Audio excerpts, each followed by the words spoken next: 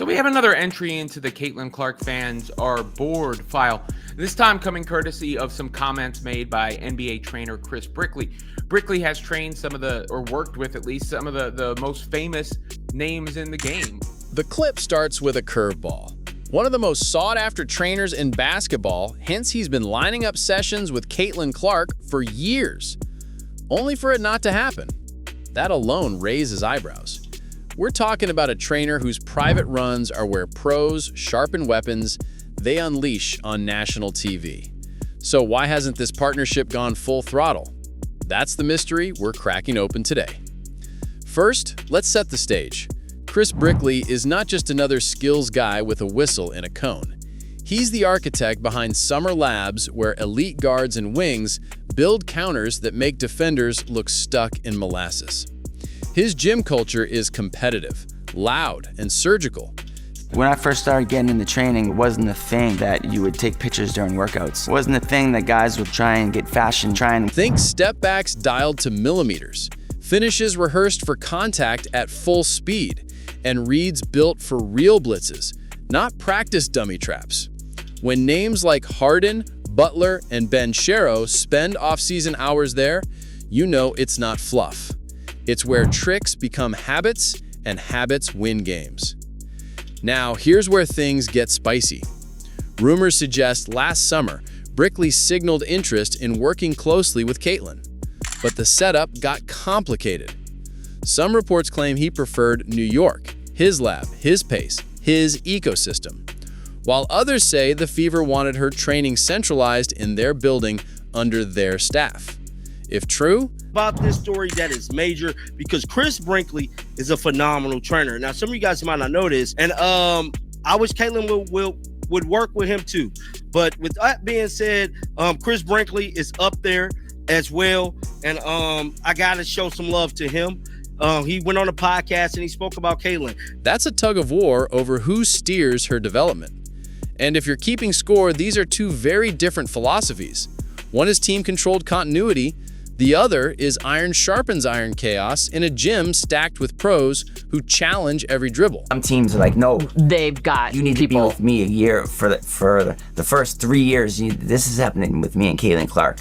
So Caitlin Clark finished her rookie season. We've been talking for a few years, and you work with Caitlin Clark? So we were going to work last summer, but I was gonna have to go to Indianapolis. This isn't just gossip fodder. It matters because of how teams have game planned her. We've seen defenders trap her on the catch, blitz pick and rolls high, and force early pickups. It's a sign of respect and a dare at the same time. Can you beat pressure without your A set? That next leap for her is less about adding a logo 3 and more about building an arsenal that punishes coverage choices.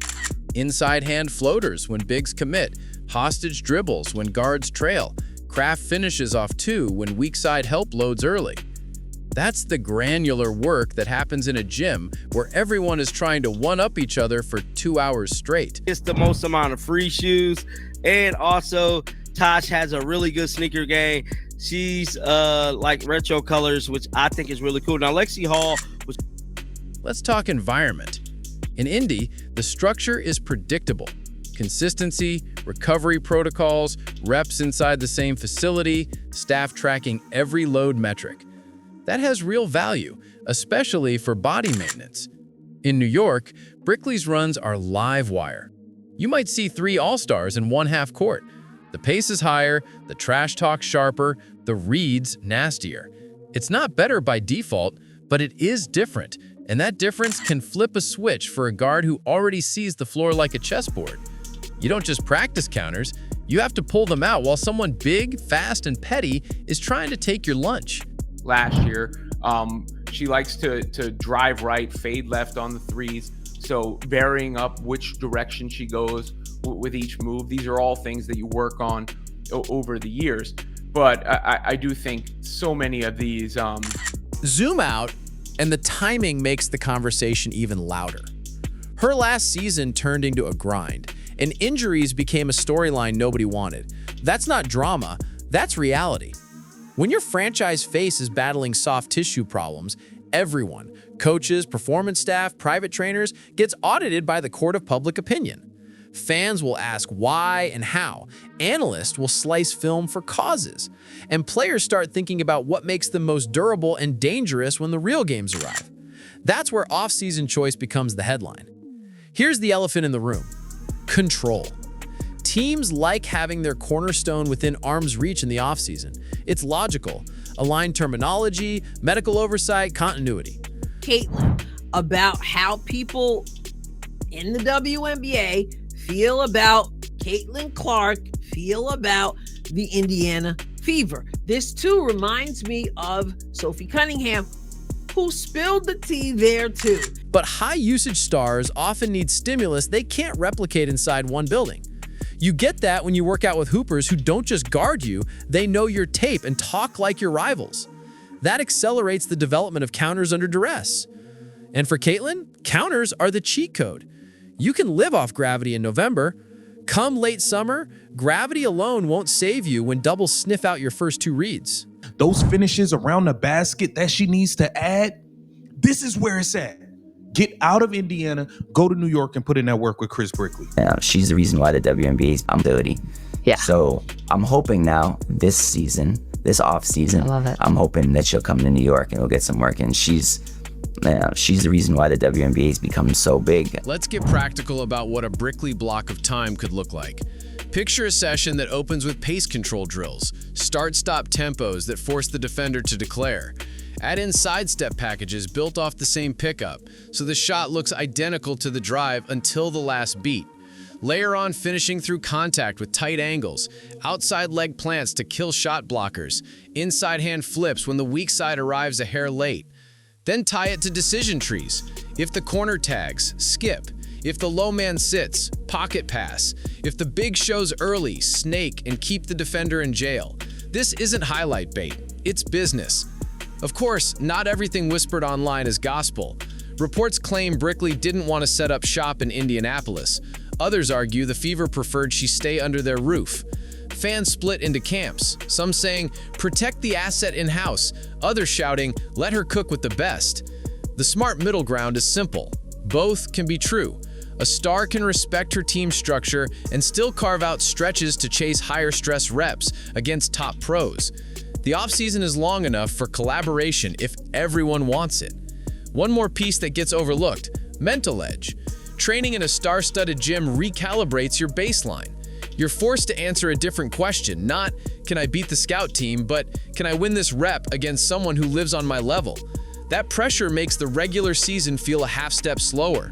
And that's where her creativity, those audacious passes and pull-ups, can breathe again. The sharper the room, the simpler the reads feel on game night. I believe the muscle was kind of what contributed to a lot of her injuries for the 2025 season. But if she could somehow work with Chris, he could come up with a system to help. Let's address the strength narrative, because it became a talking point. Getting stronger isn't some villain origin story. For guards who absorb contact every other possession, that added power matters. The trick is pairing strength with mobility, so the first step doesn't dull and the hips don't lock. That's programming, not a verdict.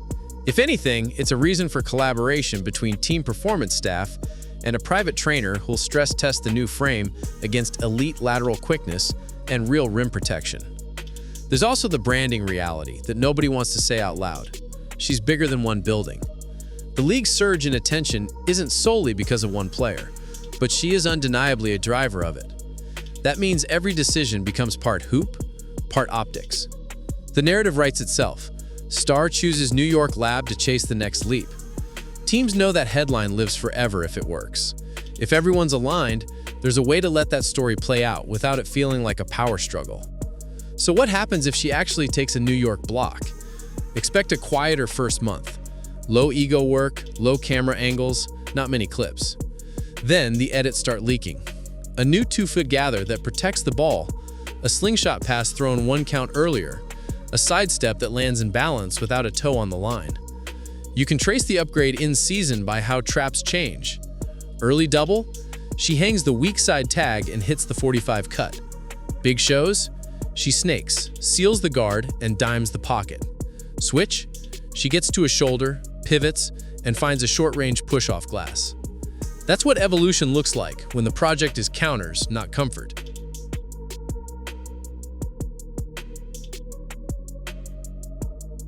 For the Fever, this doesn't have to be an ego bruise. It can be a flex. We support our star working with elite specialists, where aligning workflows will integrate what sticks and discard what doesn't. That's how championship organizations talk. It signals confidence, not insecurity. And when she returns to Indy, the staff can bake those new reads into team sets so the entire roster benefits. Your franchise player gets sharper, your offense becomes harder to scout, your culture reads like grown-up basketball. Let's be blunt, keeping everything in one building can feel safe, but greatness rarely grows inside safe boxes. The game rewards players who go hunting for stress, then learn to stay calm in the chaos they created. That's the entire thesis of high-level individual development. It's not disrespect to the home facility, it's a recognition that pressure testing against elite peers is irreplaceable. You can run the same action 100 times in a quiet gym and still not have a real answer the first time a top defender jumps it with bad intentions. There's one more conversation here, and it's about agency. Stars with massive followings always face the same fork in the road. Do you optimize for organizational comfort or personal ceiling? The answer isn't either or. It's both, if the grown-ups get in a room and tell the truth. What's the goal? What's the plan? When does she stay put? When does she travel? Who's talking to whom so nothing gets lost? That's how the noise dies and the work starts. If it doesn't, is it the end of the world? Of course not. Because it didn't, is it the end of the world? Of course not. So that's why I said add it to the Caitlin Clark fans or board file. And if you're wondering what to watch for on the other side, it's simple. Watch the first 8 minutes of games. If the early traps suddenly stop working, if she's splitting, snaking, and punishing before help gets set, you'll know the summer was different. Watch the rim attempts.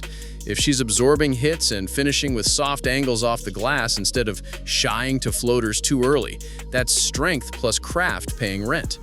Watch the weak side eyes. If corner defenders stay home an extra beat, the pocket lanes open and everyone eats. End of the day, this isn't a soap opera. It's a basketball problem with a basketball solution. Get her in rooms where the standard is ruthless and the feedback is instant. Keep the lines open with the home team so the work translates. Let the results talk.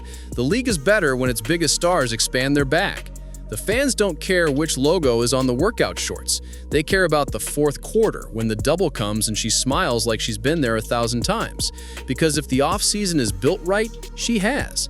If the whispers are true and the New York door is open, walk through it. Not out of spite, not as a stunt, as a choice to chase the next version of a player who already drags defenses out of shape. Do the uncomfortable work in a room that won't let you hide.